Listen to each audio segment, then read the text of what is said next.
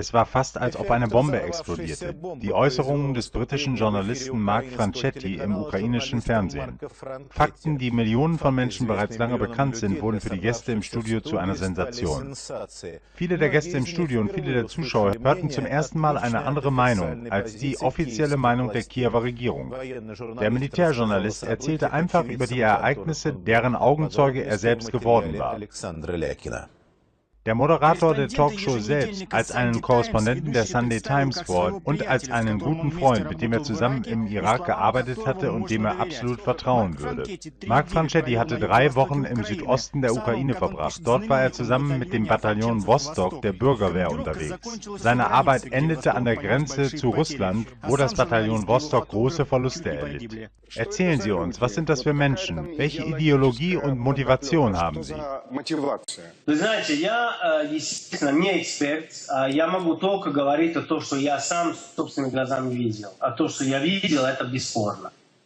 Nun, Sie wissen ja, ich bin ein Experte. Ich kann nur über das erzählen, was ich selbst und mit meinen eigenen Augen gesehen habe. Die meisten Leute, die in der Bürgerwehr sind, stammen entweder aus der Donbass-Region oder aus den umliegenden Gebieten. Eine sehr kleine Anzahl kommt aus Russland. Es gibt also einen kleinen Anteil von Freiwilligen, die Russen sind. Auch mit ihnen habe ich Gespräche geführt.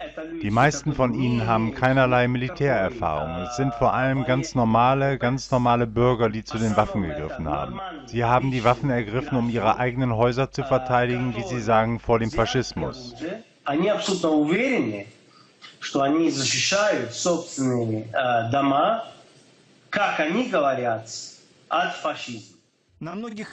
Die Gäste sind irritiert, denn man ist gewöhnt, im Fernsehen zu hören, dass im Osten der Ukraine Söldner für Geld kämpfen und dass russische Spezialtruppen ihr Unwesen treiben. Darüber wird in der Ukraine normalerweise rund um die Uhr berichtet. Jetzt warten die Zuschauer der Sendung darauf, dass der westliche Journalist Widerspruch erfährt und die übliche Sichtweise wiederhergestellt wird. Doch es kam anders, denn je mehr er erzählte, desto klarer wurde es, dass Kiew gegen die eigene Bevölkerung im Osten kämpft, dass die ukrainische Armee Ukrainer tötet.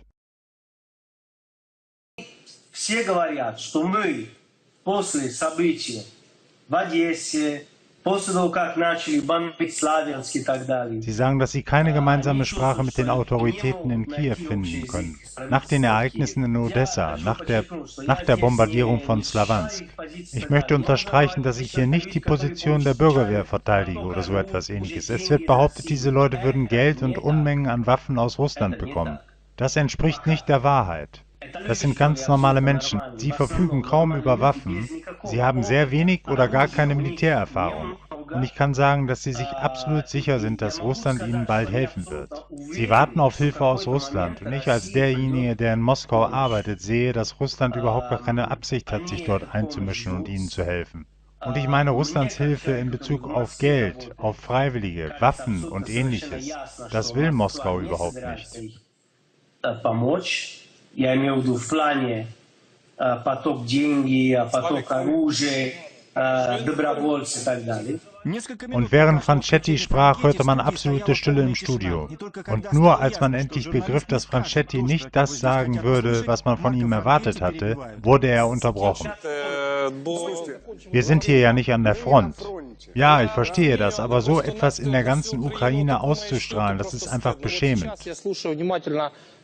Ich habe Ihrem Kumpel Franchetti aufmerksam zugehört und ich bin mir ganz sicher, dass er das, was er erzählt, wirklich gesehen und erlebt hat.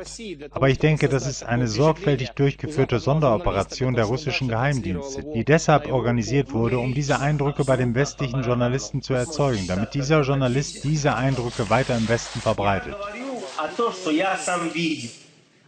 Mir ist es völlig egal, was Sie glauben, denn ich erzähle das, was ich selbst persönlich gesehen und erlebt habe. Und ich kann nicht bestätigen, dass die Menschen aus dem Bataillon Vostok, das als das beste Bataillon der Bürgerwehr gilt, viele Waffen haben, Geld aus Russland bekommen oder dass sich unter ihnen russische Militärberater oder Instrukteure befinden. Das kann ich einfach nicht bestätigen. Und schon gar nicht kann ich bestätigen, dass sich tschetschenische Söldner oder Kämpfer unter ihnen befinden. Davon wird hier rund um die Uhr erzählt. Ich habe diese Tschetschenen lange gesucht und keinen gefunden. Denn ich war früher selbst in Tschetschenien, etwa 30 Mal. Ja, Sie können lachen, so viel Sie wollen, aber ich war tatsächlich vor Ort im Osten der Ukraine im Gegensatz zu Ihnen. Aber kann sich jemand wie Mark Franchetti täuschen? Kann er einen professionellen Kämpfer oder Söldner von einem Laien bzw. normalen Bürger unterscheiden? Entscheiden Sie selbst. Franchetti hat in mehreren Konfliktregionen gearbeitet. Als Kriegsberichterstatter war er in Afghanistan, im Irak, einige Monate in Tschetschenien und interviewte Shamil Basaev. Und in Moskau betrat er damals als erster das von Terroristen eingenommene Gebäude Nordost, die Konzerthalle von Dubrovka, und interviewte dort den Anführer der Geiselnehmer, Massar Baraev. Aber jetzt, als im Studio klar wurde, dass Franchetti kein Neuling ist, dass er ein erfahrener Militärjournalist ist, wird er beschimpft und als voreingenommen beschuldigt. An der Diskussion beteiligt sich jetzt ein anonymer Unbekannter, der alle im Osten gegen Kiew kämpfenden Menschen als Alkoholiker und Drogenabhängige beschimpft, mit denen man gar nicht zu reden braucht. Der Maskierte sagt, sie müssen sich schämen dafür, dass sie hier die ganze Ukraine anlügen.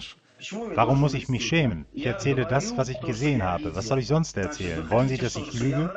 Es ist bekannt, dass Franchetti in der Vergangenheit nicht gerade Sympathien für Russland äußerte. Der britische Journalist verfasste eine Reihe von kritischen Artikeln und veröffentlichte einige sehr kritische Dokumentarfilme über Russland.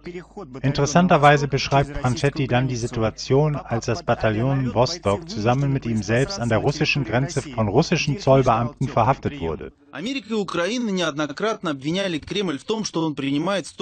Die USA und die Ukraine haben mehrfach den Kreml beschuldigt, dass er die Separatisten unterstützt, dass er ihnen erlaubt, die russische Grenze bewaffnet zu überqueren. Tatsächlich wurde das Bataillon Vostok an der Grenze sofort entwaffnet. Verwundete und Verletzte wurden ins Krankenhaus eingeliefert und die übrigen, einschließlich uns als Journalisten, wurden in einem großen Raum die ganze Nacht Verhören unterzogen. Nach dieser Sendung haben wir versucht, Mark Franchetti zu kontaktieren. Er weigerte sich, ein Interview sowohl gegenüber russischen als auch ukrainischen Journalisten. Eins ist klar, das, was Franchetti berichtete, wollen die Kiewer Machthaber nicht hören. Denn eine andere Meinung, das Feindbild Russlands, ist das, was die Kiewer Machthaber behutsam aufbauen, um diesem Feind alle eigenen Fehler und Verbrechen in die Schuhe schieben zu können.